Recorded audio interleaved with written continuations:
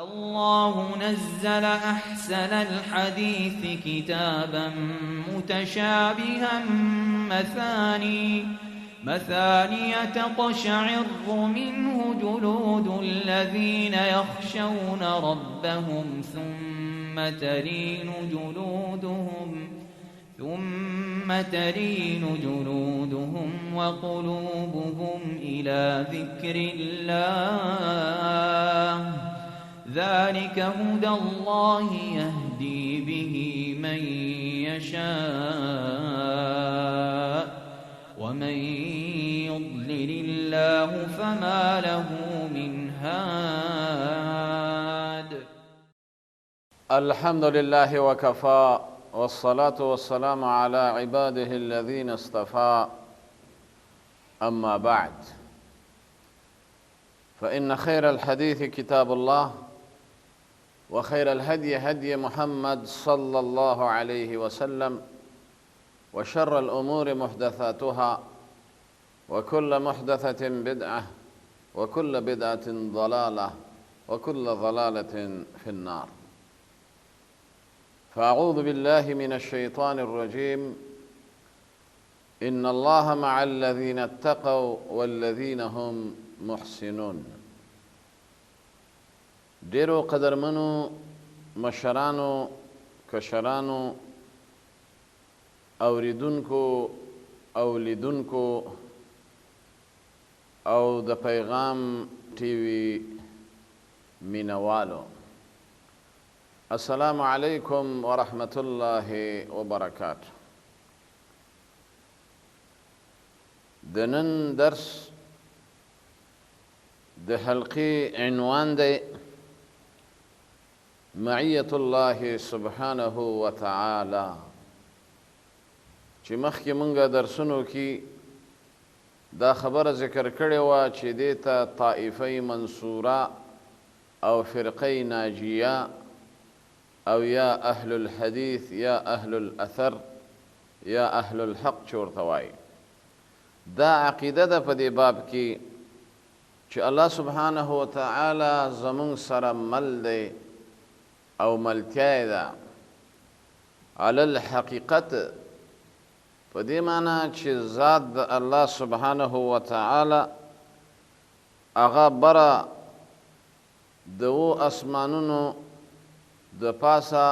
فوق العرش او په صفت سره هغه معیت د هغه د مخلوق سره دی، په دې معنی چې بائن من خلقه،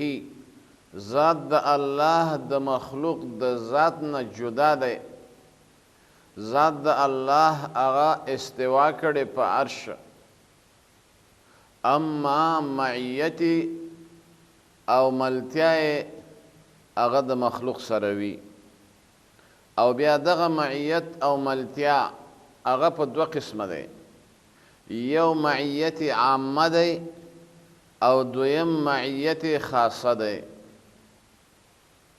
معیت عامه په دې معنی چې الله سبحانه وتعالی د مخلوقاتو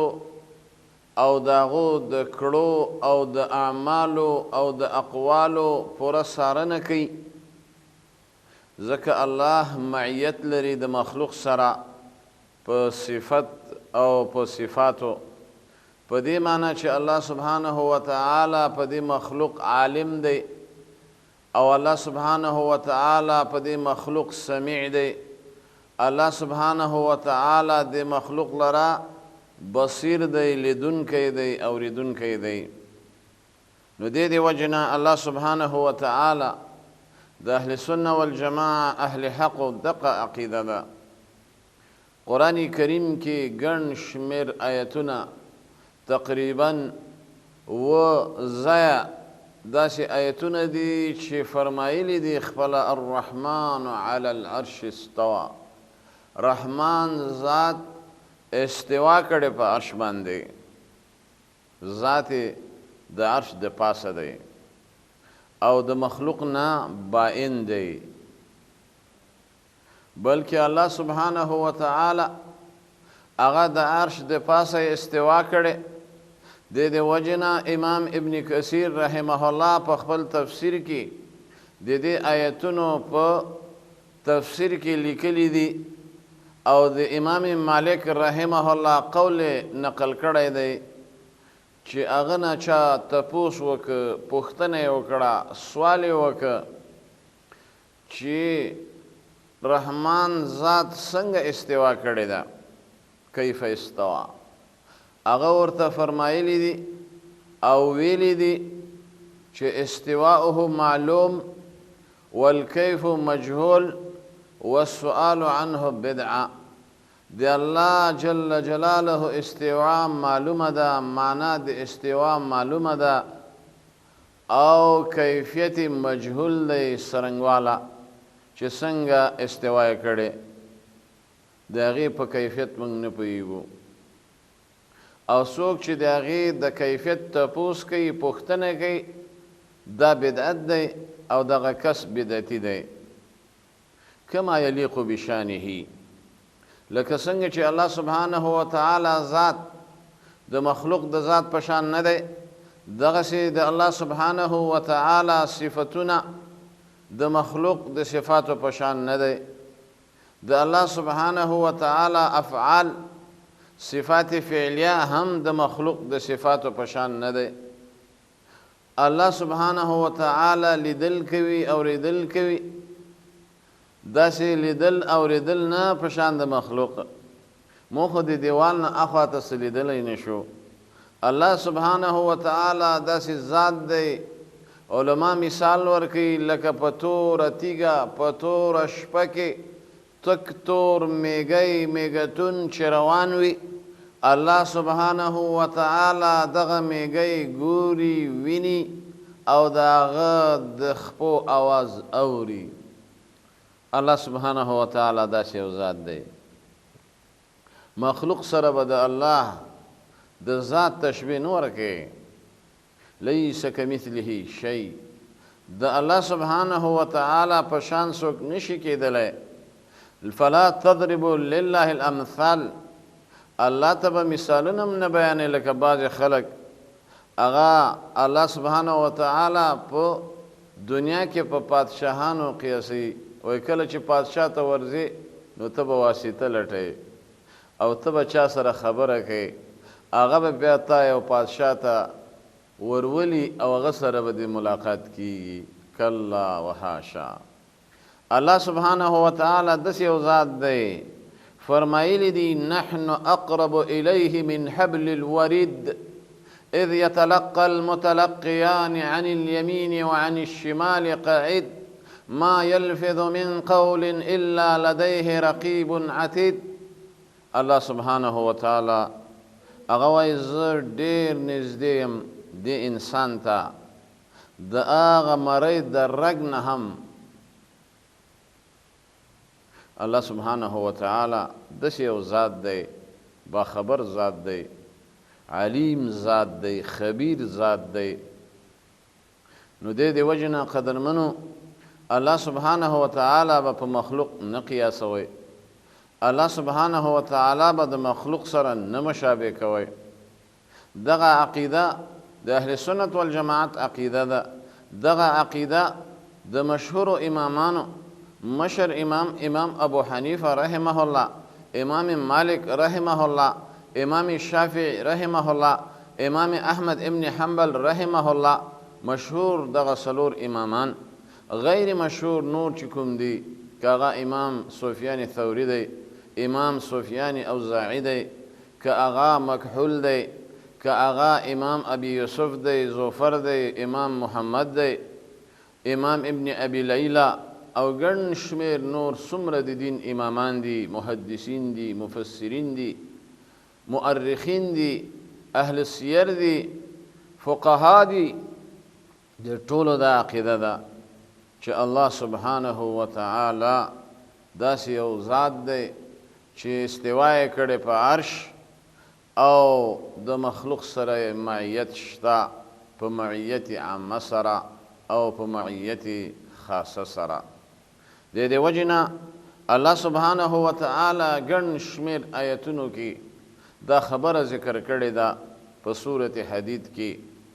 الله سبحانه وتعالی داسې فرمایلی دی هو معکم الله سبحانه وتعالی تاسو سره دی معیت تاسو سره دی اینما کنتم کوم ځای کې چې تاسو یاست نو د دې معیت نه مراد معیت عامه د الله سبحانه وتعالی علم قدرت بروسه او رسیدگی هغه په هر چا دی د دې وجې نه الله سبحانه وتعالی فرمای ولا ادنى من ذلك ولا اكثر الا هو معهم اينما كانوا که تاسو لږ یې ډېر یې جماعت او که افراد یې یوازې که څوک در سره وي تعداد هم زیات وي که کم وي د ټولو سره الله سبحانه وتعالی معیت شته هغه پې خبردار دی هغه پې عالم دی هغه لیدونکی دی هغه قدرت لرونکی دی الله داسې یو ذات دی تر دې پورې حدیث کې راځي صحیح حدیث دی چې کله اذا قام احدکم الى الصلاه کله چې یو تن ستاسو مانځه ته پاسېږي مونځ کوي نو په دغه دوران کې لا یبصق دغه منځګزار مؤمن مسلمان هغه د لاړې نه تو کوي قبل وجهه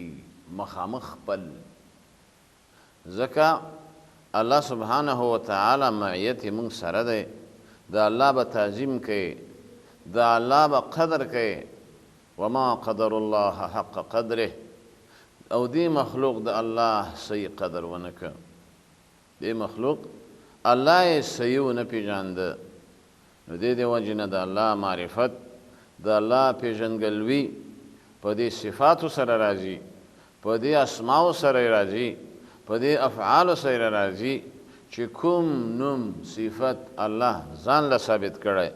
هغه به موږ او تاسو هم ورته ثابتو په قرآن کریم کې